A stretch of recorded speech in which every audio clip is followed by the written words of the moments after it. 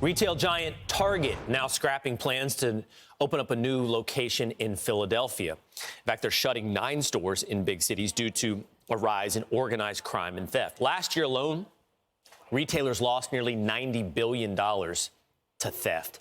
And that number is projected to top $115 billion in the next few years.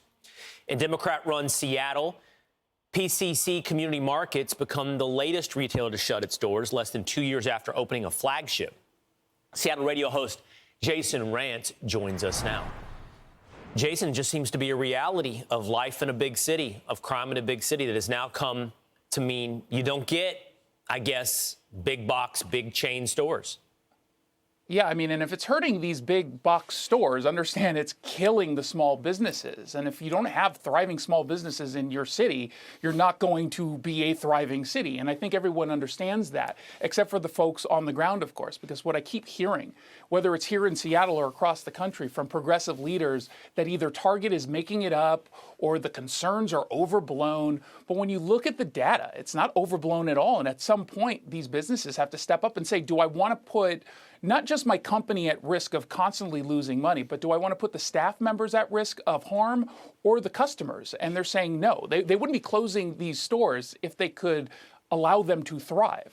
You know, one thing I'd be curious to know, Jason, is I understand we're talking about Philadelphia and Washington here with certain gun control laws, but to the point we kind of started with, are criminals, and we laid out, this is organized crime. I mean, these are largely organized crime rings to some extent, not just chaos. Are they targeting big box more than mom and pop shops because of the policies of big box stores, which is don't intervene, let them take whatever they want, where you might encounter a guy behind a counter at a small shop who's got a gun and says, get out?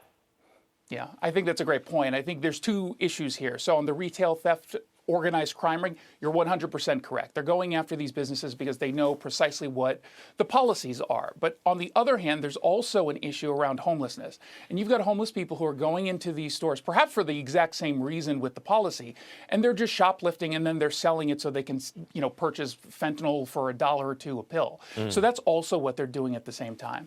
All right, I want to ask you about this. It's a story out of literally leaving your home state of Washington. And that's Jeff Bezos, the founder of Amazon. He is leaving Seattle and moving to, I guess, where he grew up, which is also to the low-tax state of Florida, to Miami.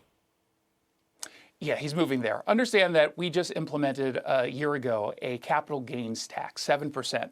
Now, he made some moves with Amazon stock that he still retained before the capital gains tax went into place. He saved about $1.1 billion. So understand that this might have totally legitimate reasons, right? That he wants to move closer to family. His Blue Origins company is doing more work at Cape Canaveral. But at the same time, you can't help but wonder if this made it just a little bit easier for him and perhaps for some others to leave. We're already talking about, with Democrats, a wealth tax. We're talking about bringing an income tax to Washington state. And that's been on the to-do list for far left radicals for a very long time.